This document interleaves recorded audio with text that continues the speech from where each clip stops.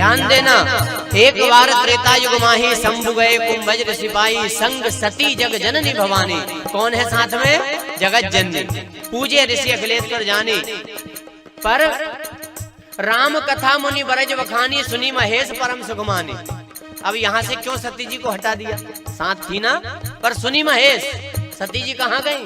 तो इनका मन कथा में नहीं था, क्योंकि जब ऋषि ने प्रणाम किया तो सती जी के मन में आया कि ये क्या कथा सुनाएगा, अभी लोट लगा रहा है।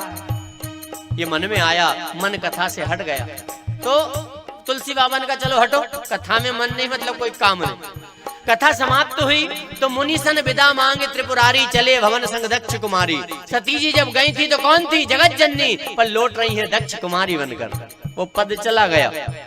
और वो अवसर कौन सा था? तेहि अवसर भंजन महि भारा, तेहि अवसर भंजन महि भारा, हरि रघुवंश लीन अवतारा, हरि रघुवंश लीन अवतारा। वो अवसर था, राम जी अवतरित हुए हैं। कौन सा समय चल रहा है? क्या लीला चल रही है? सीता जी का हरण हो चुका है। राम लक्ष्मण ढूंढते हुए भटक रहे हैं, लौट रहे हैं भोले बाबा। सती जी सामना हुआ, भोले बाबा ने प्रणाम किया। बोले आप इनको क्यों प्रणाम किया? बोले यही तो वो राम है जिनकी हम कथा सुन के आ रहे हैं। ये भगवान है जो पत्नी के लिए रोते फिर रहे हैं। मैं नहीं मानती भगवान। भोले बाबा ने बहुत समझाया, सती जी ने नहीं माना। अंत में भोले बाबा ने कहा क्या? जो तुमरे मन अति संदेह हो, जो तुमरे मन अति संदेह हो, तो किन जाय परीक्षा ले हो, तो किन जाय परीक्षा ले। अगर तुम्हारे मन में संदेह है तो परीक्षा लो। बोले हाँ परीक्षा लूंगी। चलो। भोले बाबा ने कहा हाँ मैं तो यहीं बैठा हूँ। भक्ति रूपी वट वृक्ष की छाया में भोले बाबा ध्यान में बैठ गए। और अभी भी चिंता नहीं, विचार करो। होइए सोई जो राम रची राखा। सती ने सीता का रूप धारण किया, परीक्षा ली। राम जी पहचान गए, चरणों में गिर गए, वापस लौट कर आई। चेहरे का तेज सती जी का चला गया। पूछा ले आई परीक्षा? बोले कोई परीक्षा नहीं ली। कछु ना परीक्षा लीन गोसाई, कीन प्रणाम तुम्हारी नाई। आपके समान प्रणाम किया और लौट कर आ गई। पर भोले बाबा ने देखा कुछ तो गड़बड़ है। ध्यान लगाकर देखा, समझ गए अरे कर्म छिप नहीं सकता। ध्यान देना। तारों की रोशनी में चंद्र छुपे नहीं, सूर्य छुपे नहीं, बादल छाए, रण चढ़े रजपूत छुपे नहीं, दाता छुपे नहीं, मांगन जाए, चंचल नारी के नैन छुपे नहीं, प्रीत छुपे नहीं, पीठ दिखाए, कभी गंग कहे सुन शाह अकबर, कर्म छुपे ना बबूती रमाए। कितना ही छुपा लो कर्म छिपता नहीं है। ध्यान लगा कर देखा, अरे सीता राम मेरे इष्ट से मेरी माँ है और अब ये मेरे वाम अंग की अधिकारी नहीं बची। वापस लौट कर आए। भोले बाबा उदास रहते, बोलते नहीं। अब विचार किया अगर ऐसे आंख खुली रही तो बात होगी, खटपट होगी। तो बाबा ने जो नेत्र बंद करे ध्यान में चले गए। कितने साल? हाँ?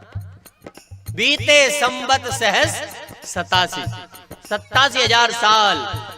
और जब बाबा की समाधि पूर्ण हुई, नेत्र खोले, राम राम, तो राम राम से सुमिरन लागे। सती जी समझ गई, जाग गए, दौड़कर आई, बात करना चाहा। सती जी सूख कर, क्योंकि पता है कि भूल तो हुई है।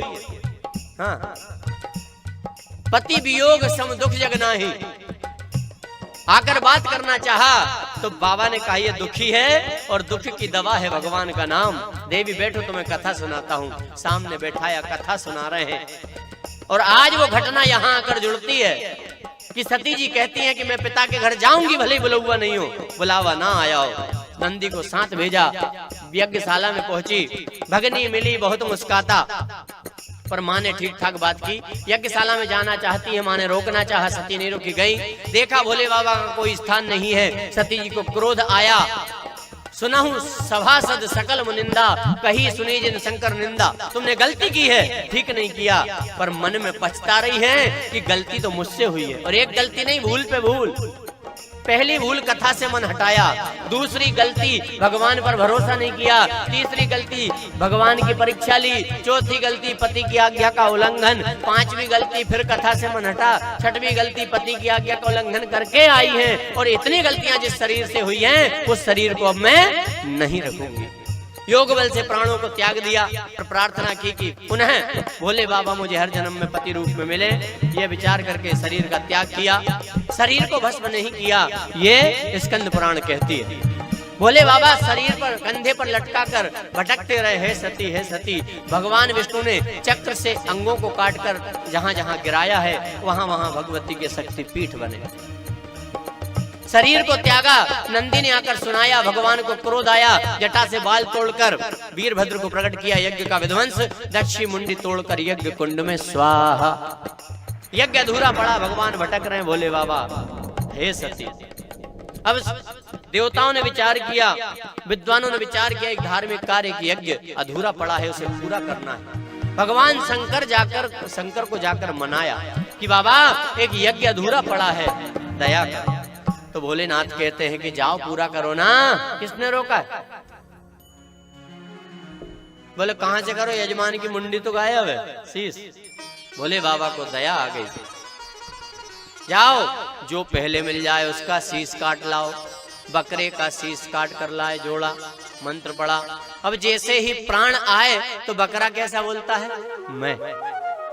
बोले प्रभु ये ठीक नहीं है। बोले ये ठीक है, ये बहुत मैं करता था, अभिमान दिखाता था। यज्ञ संपूर्ण हुआ, भोले बाबा को मनाया, प्रसन्न हुए, तब यज्ञ पूरा हुआ।